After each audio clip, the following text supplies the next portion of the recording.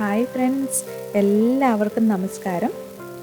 ഇന്ന് നമ്മൾ നല്ല സോഫ്റ്റ് ആയിട്ടുള്ള അപ്പമാണ് ഉണ്ടാക്കാൻ പോകുന്നത്. ഇതിൽ നമ്മൾ ബേക്കിംഗ് സോഡയൊന്നും ഉപയോഗിക്കുന്നില്ല, അതുപോലെ കപ്പി കാച്ചുന്നില്ല. വളരെ ഈസി ആയിട്ട് തന്നെ ഉണ്ടാക്കാൻ പറ്റുന്ന ഒരു റെസിപ്പിയാണ്. അതോടൊപ്പം തന്നെ ഒരു എഗ് റോസ്റ്റും കൂടി നമ്മൾ ഇതിൽ തന്നെ ഉൾപ്പെടുത്തിയിട്ടുണ്ട്. എഗ് റോസ്റ്റും പെട്ടെന്ന് തന്നെ നമുക്ക് പ്രിപ്പയർ ചെയ്യാൻ പറ്റുന്ന ഒരു എഗ് റോസ്റ്റാണ്. നല്ല ടേസ്റ്റിയുമാണ്. എല്ലാവരും ഈ റെസിപ്പി ഒന്ന് ട്രൈ ചെയ്ത് നോക്കുക. ട്രൈ ചെയ്തിട്ട് നിങ്ങളുടെ അഭിപ്രായങ്ങൾ അറിയിക്കണം. ഇനി നമുക്ക് റെസിപ്പിയിലേക്ക് കിടക്കാം. ആദ്യം ഞാനിവിടെ 1.5 കപ്പ് പച്ചരി എടുത്തിട്ടുണ്ട്. നമ്മൾ സാധാരണ വീട്ടിൽ ഉപയോഗിക്കുന്ന പച്ചരി തന്നെയാണ് ഞാൻ എടുത്തിട്ടുള്ളത്. അത് 1.5 കപ്പ് എടുക്കാം. ഇനി നമുക്ക് അതിലേക്ക് കുറച്ച് വെള്ളം ഒഴിച്ചു കൊടുക്കണം.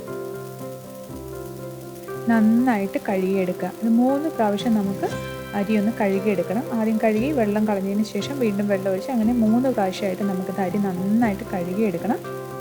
ഇതാ ഇപ്പം ഞാൻ 3 പ്രാവശ്യം അരി കഴുകി എടുത്തിട്ടുണ്ട്. നല്ല ക്ലീനായി കിട്ടിയിട്ടുണ്ട്. ഇനി നമുക്കിതിലേക്ക് നമ്മൾ കുടിക്കാൻ ഉപയോഗിക്കുന്ന വെള്ളം ഒരു 3 കപ്പ് ഒഴിച്ചു കൊടുക്കാം. അരിക്ക് മുകളിൽ നിൽക്കുന്ന രീതിയിൽ തന്നെ വെള്ളം വേണം. ഇതിന് നമുക്കൊരു 5-6 മണിക്കൂർ കുതിർക്കാൻ വയ്ക്കണം. നമ്മളിത് അടച്ച് 5 മുതൽ 6 മണിക്കൂർ വരെ നമുക്കൊന്ന് കുതിരാൻ വേണ്ടി മാറ്റി വയ്ക്കാം. ഇപ്പോൾ ഒരു 6 മണിക്കൂർ കഴിഞ്ഞിട്ടുണ്ട്. അരിയെല്ലാം നന്നായിട്ട് കുതിർന്ന് വന്നിട്ടുണ്ട്.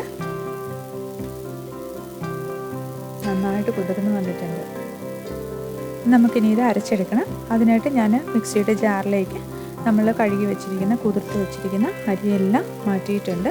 അതിലേക്ക് ഇനി ഒരു 1/2 കപ്പ് തേങ്ങ, ചിരവിയ തേങ്ങ നമുക്ക് ചേർത്ത് കൊടുക്കാം. കൂട്ടത്തിൽ വേവിച്ച് വെച്ചിരിക്കുന്ന ചോറ് 1/2 കപ്പ് നമുക്ക് ചേർത്ത് കൊടുക്കാം. അത് ഏത് അരിയാണേലും കുഴപ്പമില്ല. ഇനി നമുക്കതിലേക്ക് ഒരു 3/4 കപ്പ് വെള്ളം ഒഴിച്ചു കൊടുക്കണം. ഇത് ചേർക്കുന്ന ചോറ് ഏതായാലും കുഴപ്പമില്ല. ചോറില്ല എങ്കിൽ കുതിർത്ത് വെച്ച അവൽ ചേർത്താലും മതി. ഇതിനി നമുക്ക് നന്നായിട്ട് ഇതുപോലെ അരച്ചെടുക്കണം. അപ്പം നല്ലവണ്ണം അരഞ്ഞിട്ടുണ്ട്. അരിയും തേങ്ങയും അതുപോലെ ചോറും കൂടി നന്നായിട്ട് അരഞ്ഞ് വന്നിട്ടുണ്ട്. ഇനി നമുക്കിതിലേക്ക് ചേർക്കേണ്ടത് 2 ടേബിൾ സ്പൂൺ പഞ്ചസാരയാണ്. ഇട്ടിട്ട് നന്നായിട്ടൊന്ന് നമുക്ക് ഒരു പ്രാവശ്യം ഒന്ന് ചുറ്റിച്ചെടുത്താൽ മതി. അതിനുശേഷം ഞാനിവിടെ ചേർക്കുന്നത് ഇൻസ്റ്റൻറ്റ് ഡ്രൈ ഈസ്റ്റാണ്. അത് 1 ടീസ്പൂൺ ചേർത്തിട്ടുണ്ട്. ഇതിട്ടിട്ട് നമ്മൾ ജസ്റ്റ് ഒന്ന് ഒറ്റ പ്രാവശ്യം ഒന്ന് കറക്കിയെടുത്താൽ മാത്രം മതി. ഇതെല്ലാം കൂടി ഒന്ന് മിക്സ് ആവണമെന്ന് മാത്രമേ ഉള്ളൂ. ഈസ്റ്റ് ഇട്ടതിന് ശേഷം ഒത്തിരി നേരം നമ്മളിത് കറക്കേണ്ട ആവശ്യമില്ല. ഇതിനിട്ട് നമുക്ക് ഒരു വലിയ ബൗളിലേക്ക് മാറ്റണം. നിങ്ങൾ ശ്രദ്ധിക്കേണ്ട കാര്യം, ഇൻസ്റ്റൻറ്റ് ഈസ്റ്റാണ് നമ്മൾ യൂസ് ചെയ്യുന്നതെങ്കിൽ നമുക്കത് പെട്ടെന്ന് തന്നെ ഇത് മാവ് റെഡിയായി കിട്ടും. അല്ല സാധാരണ ഈസ്റ്റാണ് യൂസ് ചെയ്യുന്നതെങ്കിൽ നമുക്ക് കുറച്ച് ടൈം കൂടെ വേണ്ടി വരും. ഇങ്ങനെയാണെങ്കിൽ ഒരു 2-3 മണിക്കൂർ കൊണ്ട് നമുക്ക് നന്നായിട്ട് ഇത് കുഴിച്ച് പൊങ്ങി വരും. സാധാരണ ഈസ്റ്റാണ് ചേർക്കുന്നതെങ്കിൽ നമുക്കൊരു 8 മണിക്കൂറെങ്കിലും മിനിമം വേണ്ടി വരും. അതുകൊണ്ട് അത് ശ്രദ്ധിക്കുക. 3 മണിക്കൂർ കഴിഞ്ഞപ്പോൾ തന്നെ എൻ്റെ മാവെല്ലാം നന്നായിട്ട് പൊങ്ങി വന്നിട്ടുണ്ട്. അതിൻ്റെ വോളിയം കാണുമ്പോൾ തന്നെ നിങ്ങൾക്കറിയാം നന്നായിട്ട് പൊങ്ങി വന്നിട്ടുണ്ട്. ഇൻസ്റ്റൻറ്റ് ഈസ്റ്റ് യൂസ് ചെയ്തതുകൊണ്ടാണ് അത്രയും പെട്ടെന്ന് തന്നെ നമുക്കിത് പൊങ്ങി വരുന്നത്. നമുക്ക് അതിലേക്ക് ആവശ്യത്തിന് ഉപ്പ് ചേർത്ത് കൊടുക്കാം. നന്നായിട്ട് ഒരു തവി ഉപയോഗിച്ച് നമുക്ക് മിക്സ് ചെയ്ത് വയ്ക്കാം. ഇത് അധിക നേരം ഇളക്കേണ്ട ആവശ്യമില്ല. നമുക്ക് ഉപ്പൊന്ന് ജസ്റ്റ് എല്ലായിടത്തും ഒന്ന് മിക്സായി മാത്രം മതി. ഇനി നമുക്കിതൊരു 30 മിനിറ്റ് നമുക്കൊന്ന് അടച്ച് മാറ്റി വയ്ക്കണം. ഉപ്പ് ചേർത്തതിന് ശേഷം നമ്മളൊരു 30 മിനിറ്റ് ഒന്ന് മാറ്റി വയ്ക്കുക. അപ്പോൾ വീണ്ടും നമ്മൾ ആദ്യമേ ഇത് മാവ് പൊങ്ങി വന്ന പോലെ തന്നെ നന്നായിട്ട് പൊങ്ങി വരും. ഇപ്പം നമ്മുടെ ബാറ്റർ റെഡി ആയിട്ടുണ്ട്. ഇപ്പോൾ ഒരു 30 മിനിറ്റ് കഴിഞ്ഞു. നമ്മുടെ ബാറ്റർ റെഡി ആയിട്ടുണ്ട്. ഇനി നമുക്കിത് അപ്പമാക്കി ചുട്ടെടുത്താൽ മാത്രം മതി. ഇനി ഒരു കടായി, അപ്പത്തിൻ്റെ കടായി വെച്ചിട്ട് അതിലേക്ക് ഒരു തവി മാവ് ഒഴിച്ചു കൊടുക്കുക.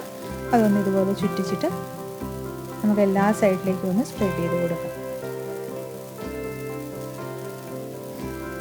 ഇനി ഇത് അടച്ചു വെച്ചിട്ട് നമ്മൾ മീഡിയം ഫ്ലെയിമിൽ കുറച്ച് നേരം ഒന്ന് വേവിച്ചാൽ മാത്രം മതി. അപ്പോൾ അതുകൊണ്ട് നമ്മളത് മറിച്ചിടുന്നില്ല, ഒരു സൈഡ് മാത്രമേ ഇടുന്നുള്ളൂ. ഇപ്പം നമ്മുടെ സൈഡൊക്കെ നല്ല മൊരിഞ്ഞ് വന്നിട്ടുണ്ട്.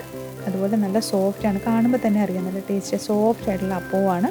സൈഡെല്ലാം നല്ല ഗോൾഡൻ കളർ ചെറുതായിട്ട് നിങ്ങൾക്ക് കാണാൻ പറ്റുന്നുണ്ടാവും. നല്ല സോഫ്റ്റ് അപ്പം റെഡി. ഇനി നമുക്ക് എഗ് റോസ്റ്റ് ഉണ്ടാക്കാം. അതിനായിട്ട് ഞാനിവിടെ കുറച്ച് വെള്ളം തിളപ്പിക്കാൻ വെച്ചിട്ടുണ്ട്. അതിലേക്ക് നമുക്ക് കുറച്ച് ഉപ്പിട്ട് ഇളക്കി കൊടുക്കാം. ഞാനിവിടെ 4 മുട്ട അതിലേക്ക് ഇട്ട് കൊടുക്കുകയാണ്.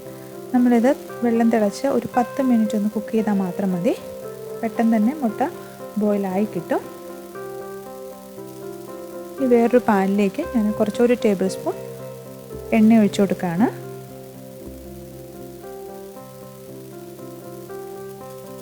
എണ്ണ ചൂടായി കഴിഞ്ഞപ്പോൾ അതിലേക്ക് ചെറുതായിട്ട് അരിഞ്ഞിട്ടുള്ള 4 ഒനിയൻ ഇട്ട് കൊടുക്കാം.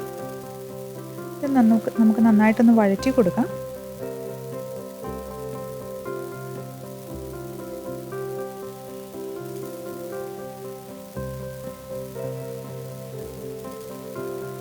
ഇനി അതിലേക്ക് ഇഞ്ചി ചെറുതായിട്ട് അരിഞ്ഞത് അത് നമുക്ക് ചേർത്ത് കൊടുക്കാം. വെളുത്തുള്ളി ചെറുതായിട്ട് അരിഞ്ഞതും കൂടി ചേർത്ത് കൊടുക്കാം. ഇത് രണ്ടും ഓരോ ടേബിൾ സ്പൂണാണ് ഞാൻ എടുത്തിട്ടുള്ളത്. ഇനി വേണ്ടത് 2 പച്ചമുളക് നിങ്ങളുടെ എരിവിനനുസരിച്ച് ചേർക്കുക. ഇതെല്ലാം കൂടി വഴറ്റിയെടുക്കണം. നമുക്ക് നന്നായിട്ട് ഇഞ്ചിയും വെളുത്തുള്ളിയും അതുപോലെ തന്നെ പച്ചമുളകും എല്ലാം നന്നായിട്ട് വഴന്ന് വരുന്നിടം വരെ നമുക്കിത് ഇളകി കൊടുക്കണം. നമുക്ക് ആവശ്യത്തിന് ഉപ്പിട്ട് കൊടുക്കാം. ഇത് പെട്ടെന്ന് തന്നെ തയ്യാറാക്കി എടുക്കാവുന്ന ഒരു എഗ് റോസ്റ്റാണ്. ഇതിലേക്ക് ആവശ്യത്തിന് കറിവേപ്പില കൂടി ചേർത്ത് കൊടുക്കുക.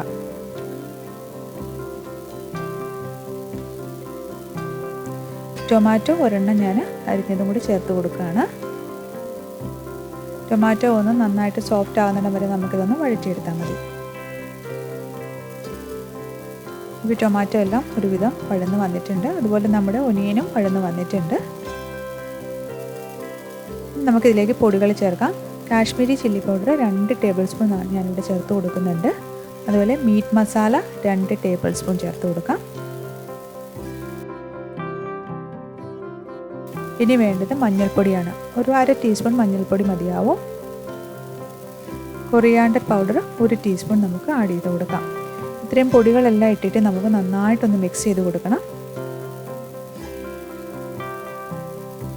ഈ പൊടികളുടെ എല്ലാം ഒരു പച്ചമണം മാറുന്നിടം വരെ നമുക്കൊന്ന് വഴറ്റി കൊടുക്കാം. ഇത് നമുക്ക് വളരെ പെട്ടെന്ന് തന്നെ തയ്യാറാക്കി എടുക്കാവുന്ന ഒരു എഗ് റോസ്റ്റാണ്. ഇത് അപ്പത്തിന് മാത്രമല്ല, നമുക്ക് ഇടിയപ്പത്തിനോ വരെ ചപ്പാത്തിക്കോ ഒക്കെ ആയിട്ട് നമുക്കിത് പ്രിപ്പയർ ചെയ്താൽ നന്നായിട്ടിരിക്കും. നല്ല ടേസ്റ്റിയുമാണ്. പെട്ടെന്ന് ഈസിയുമായിട്ട് ചെയ്യാനും പറ്റുന്ന ഒരു റെസിപ്പിയാണ്. ഇതിലേക്ക് ഞാനിനി കുറച്ച് വെള്ളം ഒഴിച്ചു കൊടുക്കുകയാണ്. ഒരു 3/4 കപ്പ് വെള്ളം അത്രയും മതിയാവും. ഇതെല്ലാം കൂടി ഒന്ന് മിക്സ് ആവാൻ വേണ്ടിയിട്ടുള്ള വെള്ളം മാത്രം മതി. ഇത് നമ്മൾ കുറച്ച് ഡ്രൈ ആക്കിയാണ് എടുക്കുന്നത്. അതുകൊണ്ട് അധികം വെള്ളം ചേർക്കേണ്ട ആവശ്യമില്ല. ഇപ്പം നമ്മൾ 3/4 കപ്പ് വെള്ളമാണ് ടോട്ടൽ എടുത്തിട്ടുള്ളത്. അതിൻ്റെ 3/4 ഭാഗം ഒഴിച്ചു. ഇനി കുറച്ചും കൂടി നമ്മളൊന്ന് ഒഴിച്ച് എല്ലാം കൂടി ഒന്ന് മിക്സ് ചെയ്ത് കൊടുക്കുക. ഇനി ഈ വെള്ളം ഒഴിച്ചിട്ട് ഇതെല്ലാം കൂടി ഒന്ന് നന്നായിട്ട് തിളച്ച് വരണം. ആ സമയത്ത് നമ്മൾ നേരത്തെ ബോയിൽ ചെയ്ത് വെച്ചിരിക്കുന്ന മുട്ടയെല്ലാം കൂടി ഇട്ട് കൊടുക്കാം. ഈ മസാല എല്ലാം മുട്ടയിലേക്കും കൂടി ഒന്ന് പിടിക്കണം. അതിൻ്റെ എരിവും ടേസ്റ്റ് എല്ലാം മുട്ടയിലേക്കും കൂടി ഒന്ന് വരണം. അതുകൊണ്ട് നമുക്ക് ഇതിട്ടിട്ട് എല്ലാം കൂടി ചേർത്ത് കുറച്ച് നേരം ഒന്ന് അടുപ്പിൽ വെക്കാം. അധികം നേരം വെക്കേണ്ട, എല്ലാം കൂടി ഒന്ന് യോജിച്ച് വരുന്നത്ര നേരം മതി. അതുപോലെ ആ വെള്ളം ഒന്ന് വറ്റി വരിക. ഇപ്പോൾ വെള്ളമൊക്കെ മാക്സിമം വറ്റി വന്നിട്ടുണ്ട്. നല്ല നല്ല തിക്കായിട്ടുള്ളൊരു ഗ്രേവിയാണ് നമുക്ക് കിട്ടിയിട്ടുള്ളത്. അതുപോലെ മുട്ടയിലേക്ക് എല്ലാം അതിൻ്റെ മസാലയൊക്കെ പിടിച്ചിട്ടുണ്ട്. നല്ല ടേസ്റ്റി ആയിട്ടുള്ള ഒരു ഈസി ആയിട്ട് പ്രിപ്പയർ ചെയ്യാൻ പറ്റുന്ന ഒരു എഗ് റോസ്റ്റാണിത്. എല്ലാവരും ഇതൊന്ന് ട്രൈ ചെയ്ത് നോക്കണം. അപ്പം ഇന്നത്തെ 2 റെസിപ്പിയും അപ്പവും നമ്മുടെ എഗ് റോസ്റ്റും എല്ലാവർക്കും ഇഷ്ടപ്പെട്ടു എന്ന് വിചാരിക്കുന്നു. Thank you.